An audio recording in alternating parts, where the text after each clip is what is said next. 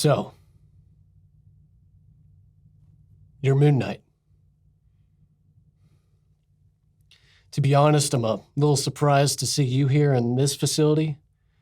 I mean, with some of the A-listers like Hawkeye, Ant-Man, War Machine, it's hard for me to imagine someone like you even be worthy enough to end up in this institution. But to be fair, I don't know anything about you. I mean, nothing. But maybe that's where you can help me out.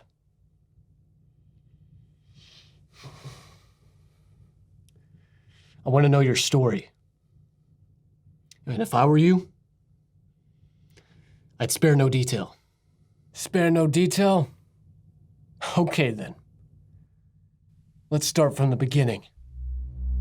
My name is Marc Spector. I was born in Chicago, Illinois, the son of a rabbi.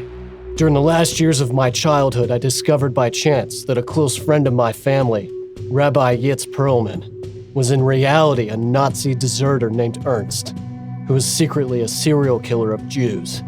My fighting instinct kicked in for the first time when I escaped his grasp. Ernst would disappear not long after. This traumatic event triggered a dissociative identity disorder. The event gave birth to mild-mannered intellectual Stephen Grant and the streetwise brute, Jake Lockley. Because of my diagnosis, my father placed me at the Putnam Psychiatric Hospital, where I was approached by Khonshu for the first time, an interdimensional being who was worshipped by the early Egyptians as a god, and he claimed to be my true progenitor. After my father's death, I was allowed to leave the hospital to attend the funeral, but I seized the opportunity to run away. I enlisted into the Marines and served for 3 years. On my second tour in Iraq, I was dishonorably discharged when they dug up some of my old paperwork. But I stayed out in the Middle East, enrolling in illegal fights where I befriended Frenchie Dunship, who introduced me to the mercenary life. We would eventually be hired by a warlord named Raoul Bushman, who took us to the Egyptian border for a raid on an archaeological site. Bushman would kill the lead archaeologist in cold blood and threaten the old man's daughter, Marlene, and I didn't like that. Not one bit.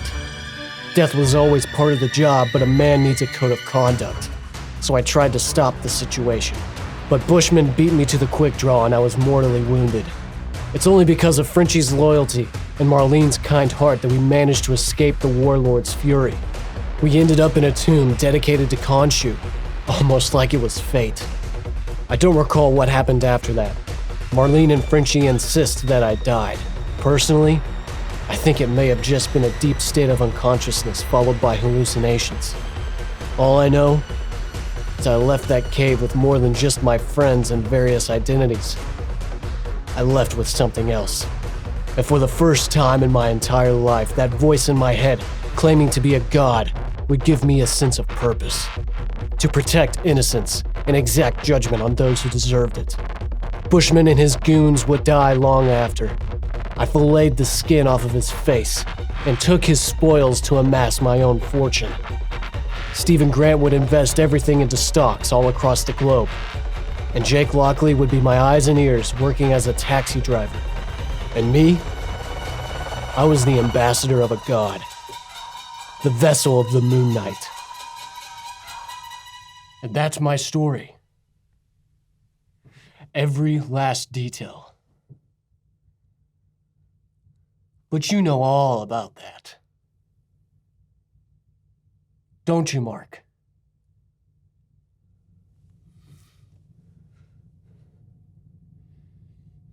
Why'd you call me Marc?